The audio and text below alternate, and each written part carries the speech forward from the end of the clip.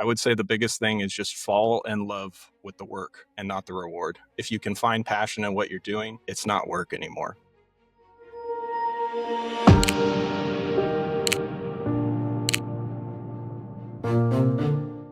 Most folks don't know that you can do a post-repair video MPI. Y'all, folks, you met Josh Arnold some time ago. We had part 1 released last week, thereabouts, and we got into what he's doing at his dealership as a technician that is even more creative than just being creative on the video MPI. We talked about comebacks, we talked about the customer experience and what it's doing for him as a technician in a very big dealership. But one of the things that we didn't get to deal into a little bit more is how it's really affecting kind of quality control, not just for Josh. Josh, we were talking a little bit about a kind of like a advisor, kind of evaluation advisor, holding them accountable. Tell me a little bit more about that. Yeah, so when I first started doing this, not all advisors were on board. I mean, maybe that comes as a surprise or not, but I think some of them were a little bit hesitant, but that's normal whenever you're trying something completely new. And also, it's an unknown of how it would affect that customer. The thing I learned almost immediately and kind of touched on last time was basically when I first started doing it, I didn't realize at that point I'm setting a time expectation. When I send that post video, the customer now knows that vehicle is done. Right? That's the whole point. I've shown my work. So now you have all of the backside of things that need to get completed. And just from a tech standpoint, not something that we always think about, right? I ship the vehicle, it disappears out of my life. Hopefully it never comes back until the next service or for some recommendations. And so for me, it took a little bit more of a step back, understanding that when I am doing this post video, I am also setting expectations on a time frame. So at first I would just say, thank you for your business, goodbye. And I'd have advisors be like, hey, that customer is wanting that vehicle like yesterday. Like, it's time to get it over here. So it was a learning experience for me. I did learn right away just how fast people expect things to get completed. And so what it kind of led to me is on my post repair, I have to be cautious and make sure I explain the value of what goes into the time after the vehicle leaves. So usually I'll explain that we have paperwork, warranty to deal with, and then also that the advisor will reach out and schedule a pickup time. That way it puts it on the advisor to do the follow-up on the follow-up, right? And that works a lot better. And it also sets the stage that the customer will receive some form of contact at some point. And what I found there is that not all advisors are created equal, because some will contact almost immediately after that video and some won't. That was create a situation where customers are potentially getting their vehicles back faster on an advisor that may have pushed that back a little bit further. It obviously depends on the situation and the customer's expectation, but it was definitely a learning curve for the department. And I do think it led to a better process overall, in that they expect that once I get that work done, they know that video is coming. They know the customer is going to know, and they know that they're going to have to follow through in a timely manner. 100%, because you're now setting some kind of expectations, right? Now we're gonna get into the mid-roll here in a little bit, but it's that concept, and I've talked about this for several years now through I don't know how many different podcasts that I've been on as guest, let alone the nearly 200 episodes we have on wrench turners. But when it comes to communication with customers, we as technicians, as you said, didn't necessarily know how or what or the timeline that happens after we're done with things. Now, if you're in a smaller shop, 5 to 13 techs in a shop, the car finishes, you can see the car go, you drop the car off at the car wash to get washed by the detailer or go 100%. Through the car wash machine, and you see it go out and you see it get parked and you see the guy walk in, because you can literally physically see all of these things transpire, and you know how long it takes at your store. Now at a store like Josh's, where it's 2 facilities in one and they are completely separate entities, and where the customer drops off and where the customer picks up is literally like a different zip code. You have no idea what's going on after your vehicle has left your care as a technician. So that opens, certain circumstances and processes in place, like he's discussed. So I would not suggest that you just start doing post-repair videos without any kind of conversation with the rest of the team. However, what you can see is that when you have the whole team on board with this process, you get a better customer experience. Now, we literally just talked about customer retention and SDL this morning. What a great way to exemplify one of those nuggets that Ray dropped, right? Ray literally said, some of us at dealers are charging a premium for the same kind of service that they can get everywhere else. Who else is doing post-repair videos? Yep. No one. Wasted. No one is doing post-repair videos. And we're not even talking about mid-roll yet. 100. No one. So we're talking two things: customer retention, three things: customer retention, customer experience, and advisor accountability.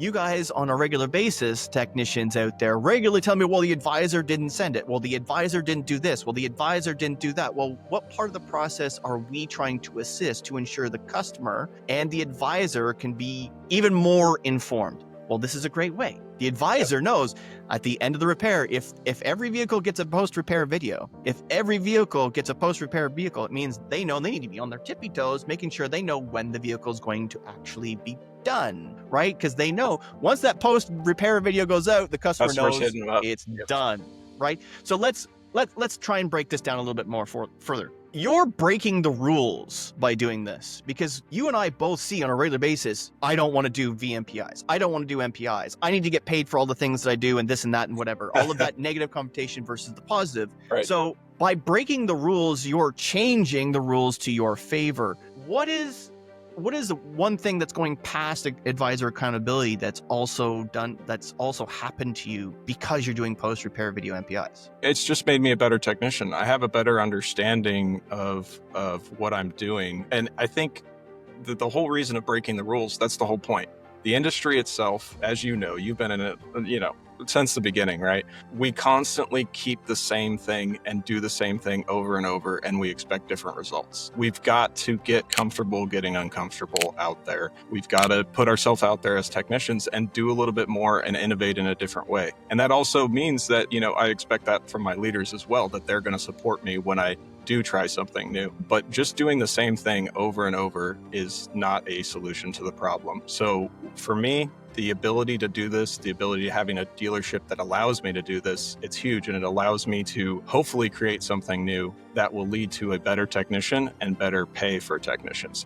Not immediately do this and the whole industry's better and we suddenly get paid for everything. But it is a step in that direction, because there's no way that we are ever going to reach that if we do not put ourselves out there and show what we are capable of doing prior to asking for payment. You don't get paid first. I would say the biggest thing is just fall in love with the work and not the reward. If you can find passion in what you're doing, it's not work anymore. It's truly what you want to do. And I do love doing these videos. The experience that I get to create for the customer, it's a feeling that is amazing. And like you mentioned, I'm in a satellite shop, I think is the official term for it. So when I first came to this dealership, I always loved interacting with my customers at my small dealership. So I knew that the only way that I was going to make that happen here is through video.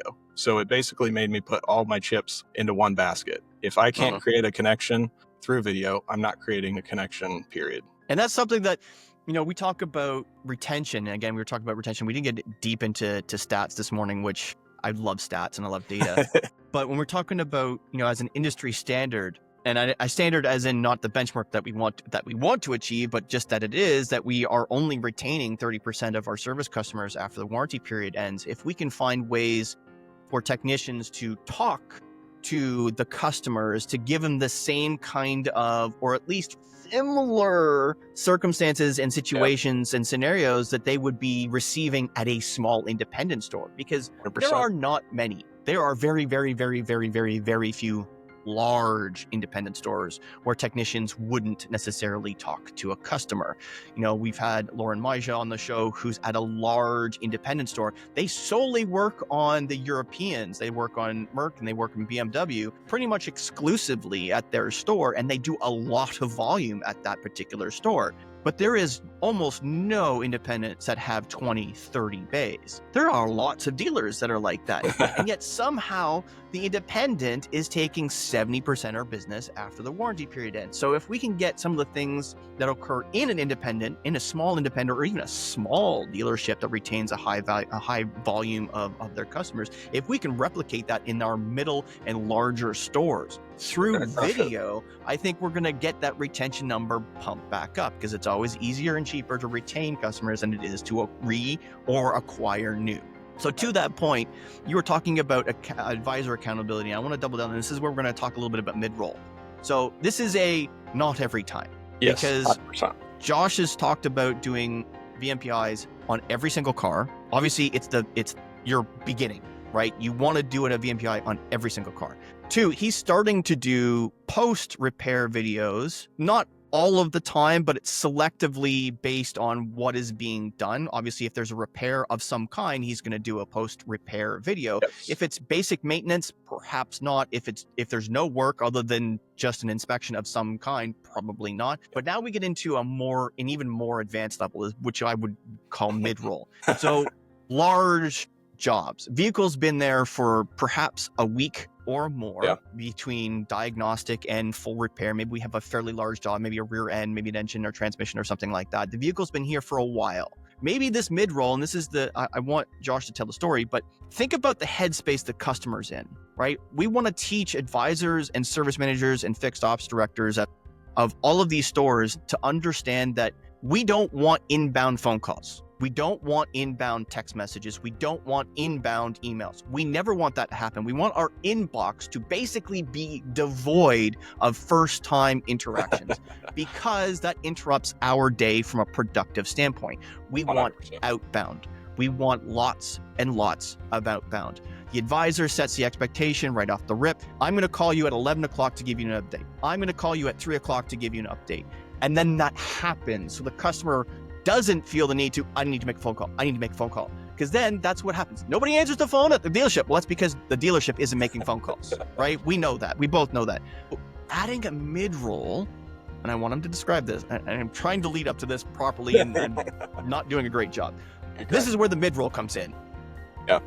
The mid-roll is something that basically my store, we're huge volume, right? And we also do a ton of heavy line. Like Subaru, we all know the stigma, but we do a lot of engine out work. And the honest to God truth is that they stack up very quickly. Like sometimes I'll inspect 7 vehicles and 3 of them need to have the engine out for some repairs under warranty. Situation creates an interesting timeline on the customer standpoint, right? Because I never know how many I'm going to have all at once after I'm looking over the vehicles. And then I basically have to plan how to get all of that completed in a timely manner. So what the mid-roll, the whole point of this was, okay, I reached out to one of my advisors. I'm like, how would you feel about me just showing the customer where we're at with their vehicle? At this point, I have the vehicle in the bay, but it's been about a week since we sent that pre-video. I want them to feel like we have thought about them. We are working on their vehicle. We want to show that we are working in progress, because I know from my standpoint, if I haven't heard from anybody in a week and my car's in there, I'm obviously probably thinking bad things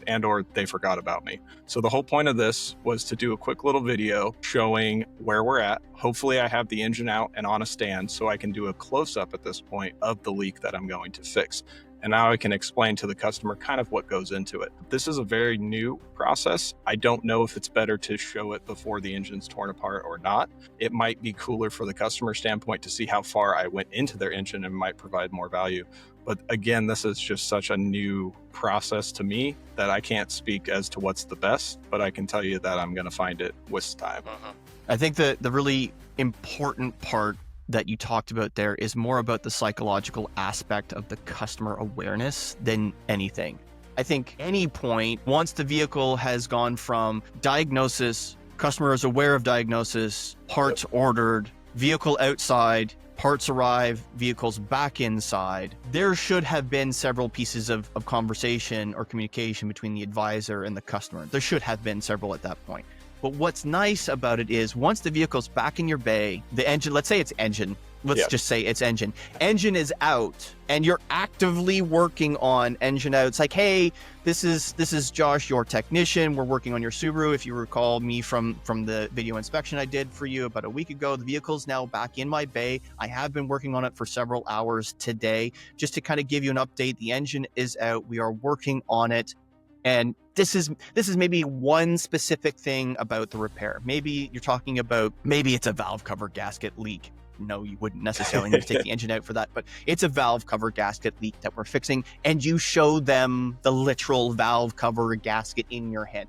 This is the gasket that we're going to be replacing. And we just want to make sure that you're taken care of, that we communicate effectively with you so that you understand that we're taking care of you, your vehicle, making sure that you're safe. Thank you very much for your business here at Dealership X. Thank you very much for your patience. And once the vehicle is done, I will be doing a road test to verify everything is good, making sure the scan tool shows everything is good, and making sure that I give you back a safe and repaired vehicle. And sending you another video. And send you another video, right, to show you that everything's been done and repaired. Thank you very much for your business. Thank you very much for your patience, and have a great day. It takes a minute, right? Yeah. We're not talking about something super in-depth, which would be more likely your pre-video, right? 100%. Where you're going through all of the things, and it's not necessarily, and your post video is going to be even shorter, right? 100%. You do this 1,000. I've said this, okay, I'm talking a lot again. Going back to teaching my son the understanding the difference between learning something and knowing something. Several years ago, he got his black belt as a young man in Taekwondo. And every week, his sensei would constantly say, you know, the difference between an amateur and an expert is 10,000 times. It's going to take you a lot of videos to get fast at it. And I think that's one of the biggest concerns, is that it's difficult to talk on camera. No, it's not. You're talking to someone. Talk to the camera like you are literally talking to someone. And you have to do that. I'm 41 and I still don't know how to talk. It's a conversation. I mean, that's what these videos are. I know technicians aren't always comfortable, but honestly, this type of conversation is my favorite. I can turn it off. I can redo it. If I say something that I don't think is correct, I can click a button. This isn't conversation. I say I have a leg up on some of the advisors. They have to create some responses up on the spot. I can structure a lot of this to be how I want it to be and say what I want to say.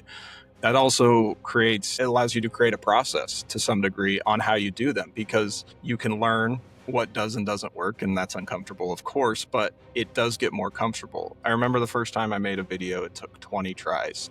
I redid the video 20 tries. Obviously, that didn't take 2 minutes, but it's practice makes perfect to some degree. And it just goes back to being willing to take that step outside that comfort zone and start that process. And I think that's where we have to, push people a little bit. Agreed. So we've talked about your post repair videos. We've talked about your mid-roll repair videos and why you're doing that. We've talked about advisor accountability. And this is where one of the things that I love having conversations with you, Josh, because you're taking it to the next level. So we talked about this months ago. And then one of the biggest challenges that we always have in this industry is putting our money where our mouths are. So Josh has put his money where his mouth is. He has asked for and is receiving advisor training. So when we quote unquote badmouth advisors, he is now literally putting himself in their shoes and learning how to run a lane, do the lane, make customer service calls, make upsell calls. He's learning those things. So in the next episode, we're going to find out the things that he's learned to date, which is only a couple of times out on the service lane, but we're going to learn a little bit about what he's learned,